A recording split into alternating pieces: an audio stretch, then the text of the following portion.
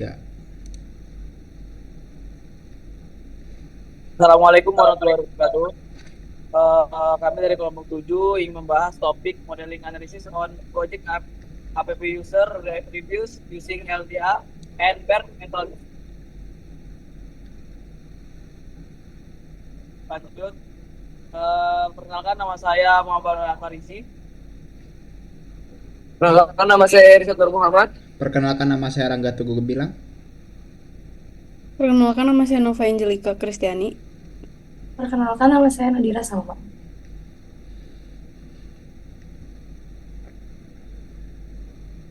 Baik, pertama, studi ini membahas penggunaan metode pemodelan topik LDA dan BERT untuk mengumpulkan ulasan penggunaan yang besar dan tidak terstruktur dari aplikasi Gojek di Google Play Store, sehingga perusahaan dapat lebih mudah mengidentifikasi topik dominan, terutama keluhan dan masalah kritis sebagai dasar untuk meningkatkan kualitas layanan dan meningkatkan kepuasan pengguna.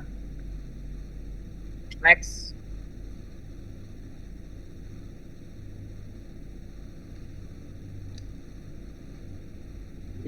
Oke, jadi di bab 2 ini akan membahas pemahaman bisnisnya. Pertama dari pain point, di mana di pain point utama yang dihadapi oleh Gojek itu sebagai platform layanan on demand yang sedang beroperasi di industri yang sangat kompetitif. Gojek ini tuh dituntut untuk terus meningkatkan kualitas layanan digitalnya. Namun, besarnya basis pengguna menghasilkan volume ulasan teks yang sangat besar dan tidak terstruktur, di mana kondisi ini membuat analisis manual menjadi tidak efisien dan beresiko menimbulkan keterlambatan dalam merespons isu layanan yang kritis. Akibatnya, perusahaan ini kesulitan menentukan keluhan mana yang paling dominan dan perlu diprioritaskan. Selanjutnya, di business goals. Dalam penelitian ini memiliki beberapa tujuan utama, yaitu yang pertama, mengidentifikasi pola isu dan pengalaman pengguna Gojek melalui analisis ulasan menggunakan metode topik modeling. Yang kedua, menentukan aspek layanan yang paling kritis dan membutuhkan perbaikan prioritas. Selain itu, penelitian ini juga bertujuan untuk mendukung pengambilan keputusan bisnis berbasis data, serta menjadi dasar evaluasi strategi operasional, kualitas layanan mitra, dan kinerja aplikasi dengan harapan dapat meningkatkan kepuasan loyalitas pengguna. Yang ketiga, ada key performance indicator atau kriteria keberhasilannya. Nah, dari penelitian ini, kemampuan topik modeling itu menghasilkan topik yang koheren, relevan, dan mudah diinterpretasikan. Nah, topik yang dihasilkan itu diharapkan mampu mempresentasikan isu dan persepsi pengguna secara akurat, mengidentifikasi permasalahan utama layanan, serta menghasilkan insight yang bersifat actionable. Dengan demikian, hasil penelitian ini itu dapat memberikan gambaran yang objektif dan berbasis data mengenai kepuasan dan loyalitas pengguna Gojek.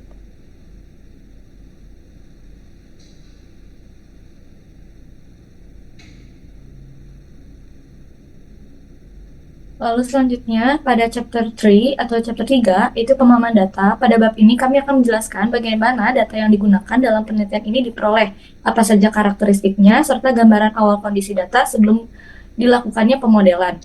Nah, untuk sumber dataset yang digunakan dalam penelitian kami ini diperoleh melalui proses web scraping dari Google Play Store pada aplikasi Gojek. Data ini berisi ulasan pengguna yang mencerminkan pengalaman, penilaian, serta keluhan terhadap layanan Gojek. Dataset kemudian disimpan dalam format CSV agar mudah diolah dan dianalisis lebih lanjut. Untuk data deskripsi dataset ulasan Gojek ini terdiri dari beberapa atribut utama, yaitu username, review, rating, tanggal ulasan, dan versi aplikasi, serta lag count. Fokus utama analisis kami ini pada atribut review karena berisi teks tidak terstruktur menjadi dasar proses pemodelan topik pengguna metode LDA dan BERT. Atribut rating juga digunakan untuk melihat kecenderungan penilaian pengguna secara umum. Lalu untuk eksplorasi data awal yang kami lakukan ini memahami karakteristik dataset sebelum masuk ke tahap pembersihan dan pemodelan. Pada tahap ini kami mengamati kondisi serta secara umum serta sebaran rating. Lalu selanjutnya untuk rating distribution, berdasarkan hasil eksplorasi kami, distribusi rating menunjukkan kondisi yang tidak seimbang. Rating 5 dan rating 1 memiliki jumlah yang paling dominan, sedangkan rating 2, 3, dan 4 jumlahnya ini relatif lebih sedikit, yang hal ini mengindikasikan adanya class imbalance di mana pengguna cenderung memberikan ulasan yang sangat positif atau sangat negatif. Selanjutnya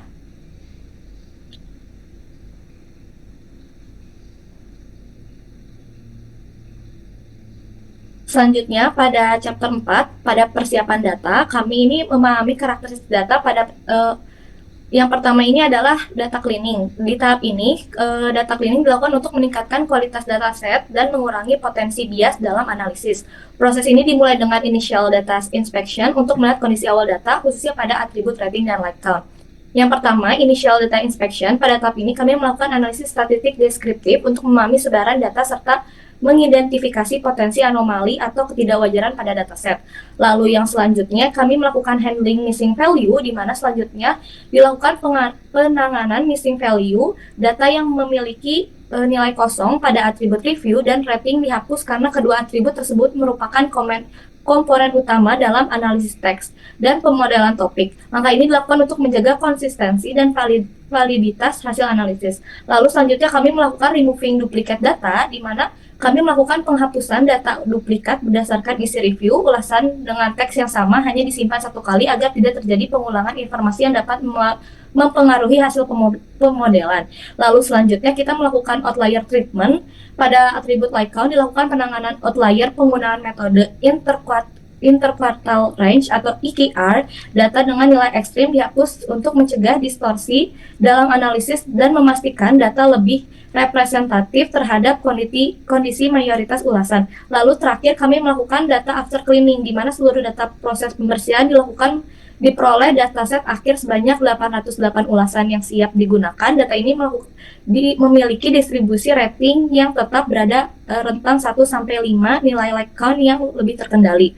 Lalu selanjutnya kami melakukan transformasi data dan next.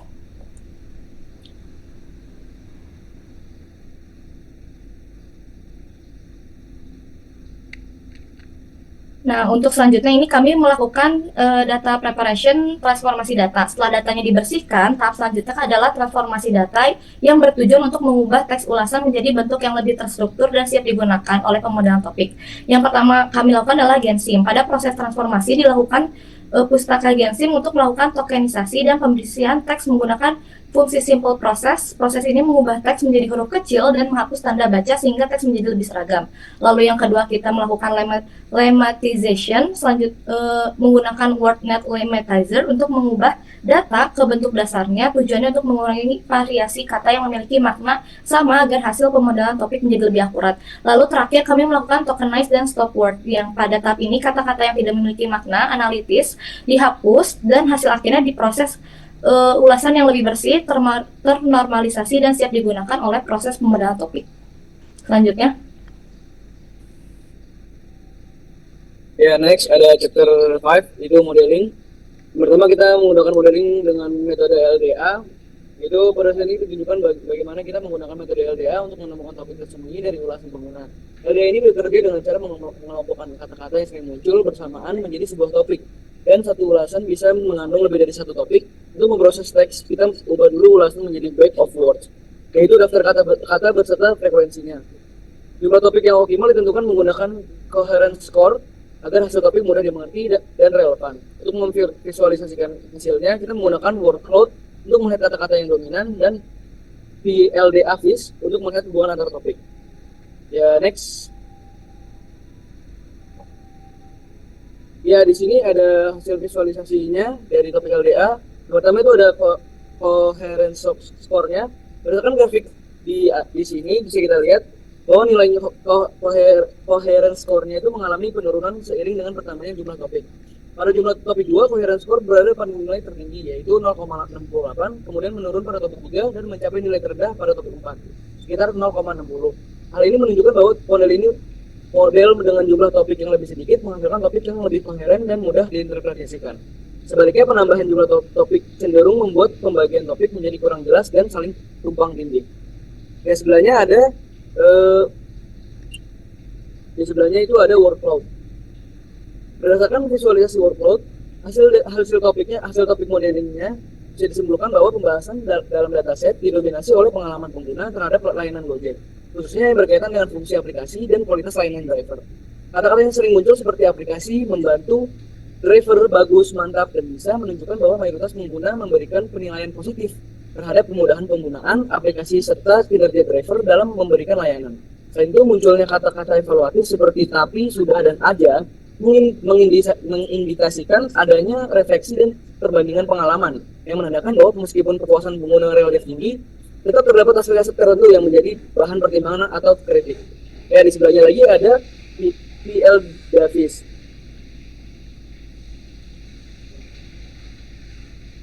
PL Davis. Mungkin boleh di next saja. Kita lihat itu visualisasinya. Ya, lanjut di topik keduanya itu kita menggunakan topik BERT. Tadi ini menjelaskan mulai topik menggunakan BERT, yaitu metode berbasis deep learning. BERT sendiri mengubah setiap ulasan menjadi kode numerik yang mewakili arti atau makna kalimatnya dengan representasi ini. Ulasan yang memiliki makna serupa akan dikelompokkan ke dalam satu topik melalui proses clustering. Keunggulan BERT dibanding LDA adalah kemampuannya menangkap konteks dan makna implisit sehingga lebih efektif untuk teks yang bersifat normal atau singkat. Representasi BERT memungkinkan kata-kata yang sama punya arti berbeda tergantung konteksnya. Jadi topik yang terbentuk lebih koheren dan sesuai dengan maksud yang pengguna. Boleh next? Ya, di sini adalah visualisasi hasil dari topik BERT. Yang pertama, ada intertopic distance map. Intertopic distance map ini menunjukkan bahwa dataset memiliki beragam topik dengan tingkat kemiripan yang berbeda-beda, terlihat dari sebaran lingkaran yang tidak terpusat pada satu area saja. Beberapa topik saling berdekatan menandakan adanya keterkaitan semantik atau pembahasan isu yang serupa. Sementara topik lain berada lebih terpisah, mengindikasikan tema yang lebih spesifik atau unik. Ukuran lingkaran yang bervariasi mencerminkan perbedaan proporsi kemunculan tiap topik dalam dataset, di mana topik berukuran lebih besar memiliki tingkat dominasi yang lebih tinggi secara keseluruhan. Visualisasi ini menunjukkan bahwa struktur topik dalam kata cukup kompleks dan kaya, terdiri dari klaster-klaster utama yang saling berhubungan. Di sebelahnya ada bar chart. Dari 8 topik ini menggambarkan pola percakapan pengguna. Topik 0, 1, dan 4 berisi pujian dan kepuasan positif pelanggan, dan topik 2 bersifat netral berupa konfirmasi singkat, dan topik 3 menangkap keluhan ringan bernuansa empati terkait rating dan packaging.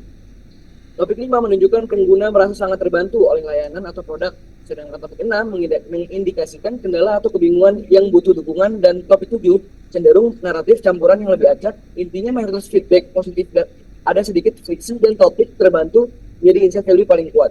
Jadi dari bar chart ini kita bisa mengkelompokkan topik-topik mana yang paling sering muncul, topik yang paling unik, dan sebagainya. Ya, boleh di next. Ya, ini adalah comparing antara LDA dan BERT. Nah, pada saat ini kita bandingkan dua metode yang kita coba, yaitu LDA dan BERT. Jadi LDA sendiri membaca teks berdasarkan frekuensi kata, sehingga topik mudah dipahami, tapi kadang sensitif terhadap kata-kata yang sering muncul. Sedangkan BERT membaca teks berdasarkan makna dan konteks, sehingga topiknya lebih koheren dan menangkap makna implisit, terutama pada teks informal, tetapi interpretasinya membutuhkan contoh dokumen untuk memahami tiap topik. Dengan tabel ini kita bisa melihat kelebihan dan kekurangan masing-masing metode antara BERT dan juga LDA. Kita mengapa dalam penelitian ini BERT digunakan sebagai pelengkap untuk memperkaya analisis topik yang dihasilkan LDA. Dan kekurangan dari LDA itu dia itu sensitif terhadap kata-kata. Kalau BERT kekurangannya adalah dia membutuhkan ekstra analisis untuk menunjukkan topiknya. Dan kelebihan LDA itu dia cepat dan gampang untuk dimengerti. Dan kalau BERT itu dia harus kata-katanya itu benar-benar yang informal text, jadi dia baru bisa mengertinya. Jadi seperti itu, boleh di next.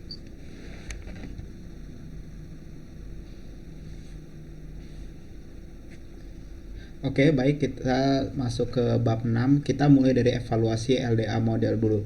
Tujuan evaluasi adalah untuk menilai kualitas topik yang dihasilkan oleh LDA, pastikan topik-topik yang dibahas itu koheren dan bermakna, dan verifikasi relevansi dengan ulasan dengan pengguna Gojek. Untuk kriteria evaluasi adalah koherensi topik dan interpretabilitas topik. Nah, untuk skor koherensi mengukur konsistensi semantik antara kata kunci topik, mengevaluasi seberapa baik kata-kata dalam suatu topik saling berkaitan dengan satu sama lain. Koherensi yang tinggi dengan topik yang berkualitas tinggi, CV dipilih karena memiliki kesesuaian yang sangat tinggi dengan manusia. Nah, jumlah pemilihan topik, beberapa LDA diuji dengan jumlah topik yang berbeda. Jumlah topik yang menunjukkan skor koherensi lebih tinggi lebih sedikit. Lebih banyak topik yang menyebabkan tumpang tindih semantik antara topik. 4 topik yang dipilih sebagai keseimbangan optimal adalah koherensi yang baik, keberagaman topik, interpretabilitas topik. Topik yang diwakili oleh kata kunci dengan probabilitas tinggi, interpretabilitas didukung oleh ulasan pengguna yang representatif, dan topik dengan jelas merefleksikan masalah operasional, interaksi pengemudi, kinerja aplikasi, dan kepuasan dan keluhan pengguna. Nah, temuan utama, LDA menghasilkan topik yang jelas dan mudah dipahami. Topik-topik tersebut relevan dengan pengalaman dan pengguna nyata. Beberapa ada yang overlap karena berbagai multi review yang menyebabkan LDA mengasumsikan satu dokumen bisa berisi banyak topik. Jadi kesimpulan LDA evaluasi adalah LDA secara efektif menangkap struktur tematik, cocok untuk eksplorasi topik yang di awal, dan memberikan landasan yang kokoh untuk analisis lebih lanjut. Next.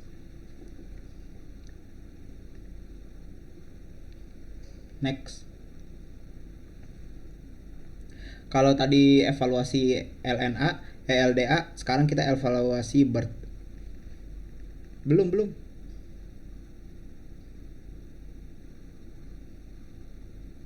Nah, sekarang tujuan evaluasi adalah untuk evaluasi BERT adalah menangkap makna kontekstual, menilai kejelasan semantik dari topik yang dihasilkan, analisis relevansi dengan ulasan pengguna Gojek. Kriteria evaluasinya evaluasi kualitatif, tidak ada skor koherensi tradisional yang digunakan, fokus pada kualitas representasi kontekstual, topik clarity dan semantik koherensi, dan sekarang kontekstual representasi quality. BERT menggunakan penyematan semantik berbasis transformer. Teks yang dipresentasikan sebagai vektor berdimensi tinggi, menangkap hubungan kata dua arah, memahami makna pada tingkat kalimat bukan kata demi kata per frekuensi. Pengamatan kunci, key observation. Ulasan dengan makna serupa dikelompokkan dalam topik yang sama, bekerja secara efektif meskipun penggunaan kosakata berbeda. Pengelompokan yang konsisten untuk masalah teknis aplikasi, keterlambatan sehari-hari, maksudnya keterlambatan layanan, kepuasan dan keluhan pengguna. Kekuatan dalam pemahaman bahasa natural language adalah menangani ulasan pengguna yang informasinya informal, berisik, singkat, menangkap hubungan semantik implisit, jadi kata-kata yang enggak tertulis tapi lebih ke implisit dipahami, lebih efektif dalam memahami metode yang berbasis frekuensi, cocok untuk simpan balik pengguna yang kompleks dan berguna. Jadi bisa dapat feedback gitu. Topik clarity and semantic coherence. Topik dievaluasi menggunakan kata kunci yang dominan, ulasan pengguna yang representatif. Topik tersebut menunjukkan homogenitas semantik. Pengelompokan Berdasarkan makna bukan berdasarkan kata-kata yang identik. Pertimbangan interpretabilitas topik tidak secara eksplisit dan diwakili oleh probabilitas kata, membutuhkan peninjauan dokumen sampel. Interpretasi kurang langsung dibandingkan LDA, tetap menghasilkan topik yang jelas dan bermakna setelah dianalisis. Jadi kesimpulan dari BERT adalah BERT menghasilkan topik yang lebih kontekstual dan sematik, menangkap nuansa pengalaman pengguna yang lebih mendalam, sangat efektif untuk analisis teks tidak terstruktur, metode pelengkap yang kuat untuk LDA. Lanjut.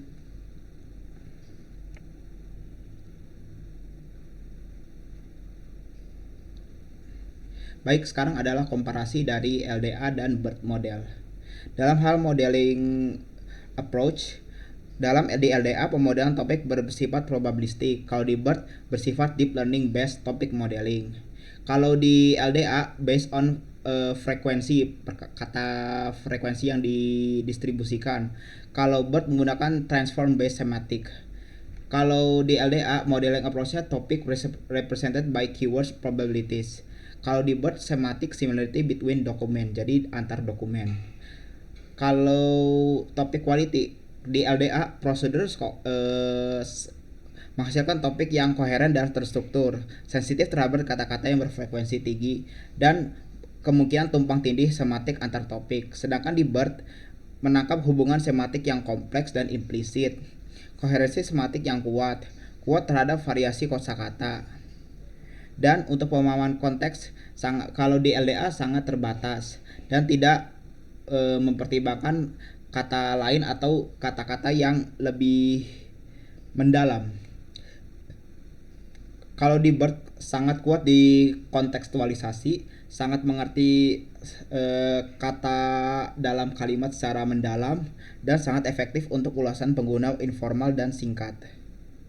Kalau interpretasi adalah kemampuan interpretasi, kalau di LDA interpretasinya bisa sangat tinggi, topik yang mudah diberi label menggunakan distribusi kata kunci, struktur yang topik yang jelas. Kalau di BERT interpretasi membutuhkan beberapa sampel dokumen, tidak ada kata-kata eksplisit representasi yang menunjukkan probabilitas, dan wawasan semantik yang lebih kompleks namun lebih kaya.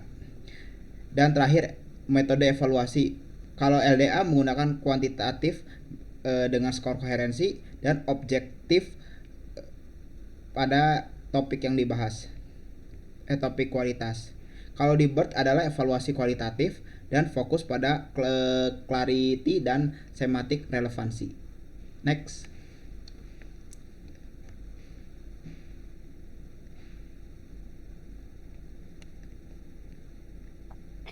Oke, jadi pada slide ini itu menampilkan hasil analisis dari topik modeling terhadap ulasan pengguna Gojek. Di bab 7 ini kita akan membahas tentang business implications. Nah, jadi secara umum dapat dilihat dari gambar yang tadi juga sudah ditunjukkan. Isu yang paling dominan itu sebenarnya berkaitan dengan aspek operasional layanannya, khususnya untuk interaksi dengan mitra pengemudi dan waktu tunggu. Hal ini tuh terlihat dari seringnya kemunculan kata seperti driver, nunggu lama dan jauh, yang menunjukkan bahwa kecepatan respons dan efisiensi penjemputan itu masih menjadi perhatian utama bagi pengguna. Tapi di sisi lain terdapat pula topik dengan sentimen positif yang ditandai oleh kata mantap, bagus, dan baik, yang mencerminkan apresiasi pengguna terhadap kualitas layanan dan kemudahan pengguna aplikasi.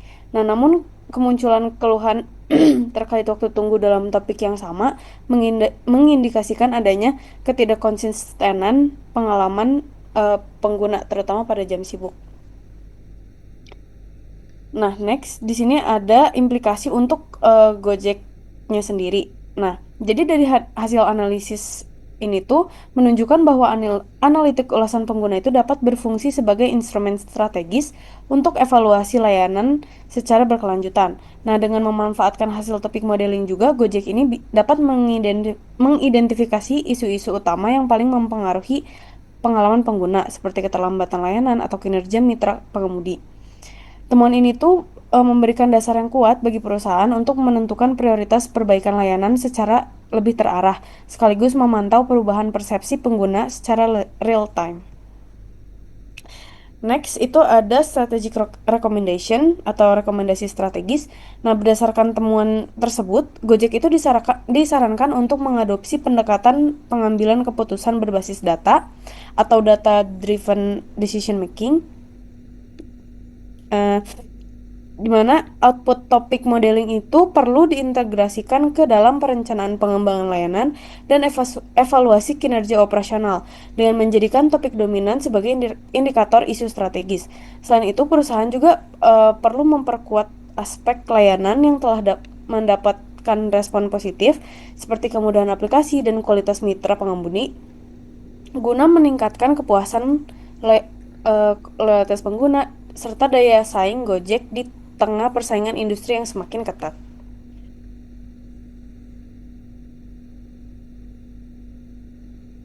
Baiklah, sekarang bagian kesimpulan. Sorry ini sempat ke copy yang research overview. Untuk research overview, topik modeling diaplikasikan untuk review pengguna Gojek. Data diambil dari Google Play Store menggunakan dua metode yang sering dibandingkan, yaitu Latent Direct Allocation atau disingkat LDA, Bird Based Topic Modeling. Untuk kesimpulan dari model LDA adalah berhasil mengidentifikasi struktur tematik utama, menghasilkan topik yang jelas dan mudah dipahami, cocok untuk eksplorasi topik awal, dan efektif untuk analisis terstruktur dan berbasis frekuensi. Untuk kesimpulan BERT, menangkap makna kontekstual dan sematik, mengelompokkan ulasan berdasarkan maksud dan makna yang serupa, mampu menangani teks pendek, informasi, dan beragam dengan baik, menghasilkan topik yang realistis dan sesuai dengan konteks. Jadi kesimpulan secara overall, LDA dan BERT punya kehebatan masing-masing. LDA bagus dalam interpretasi dan struktur.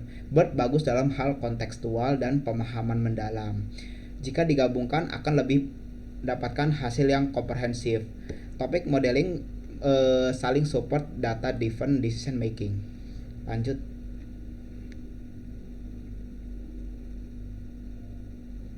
Untuk future research recommendation gunakan kumpulan data yang lebih besar untuk data lebih beragam, jadi lebih dapat banyak perspektif. Sertakan ulasan dari berbagai platform, jangan hanya dari Google. Kalau bisa, perluas analisis dalam periode waktu yang lebih lama. Perbaiki metodologis, menggunakan evaluasi kualitatif dan kuantitatif untuk menjelajahi pendekatan hibrida LDA plus BERT. Mengintegrasikan analisis sentimen dengan pemodelan topik. Dalam hal rekomendasi praktis bisnis adalah gunakan model topik untuk pemanfaatan umpan feedback pengguna secara berkelanjutan, identifikasi isu-isu kritis dan memprioritaskan peningkatan layanan, serta dukungan pengambilan keputusan strategis dengan wawasan berbasis data dan tingkat pengalaman pengguna melalui analisis sistematis. Jadi kesimpulan terakhir adalah pemodelan topik merupakan alat yang berharga untuk evaluasi layanan digital, mendukung pemahaman persepsi pengguna dalam skala besar, dan memungkinkan peningkatan layanan yang lebih responsif dan efektif. Next. Oke, sekian dari kelompok 7. Assalamualaikum warahmatullahi wabarakatuh.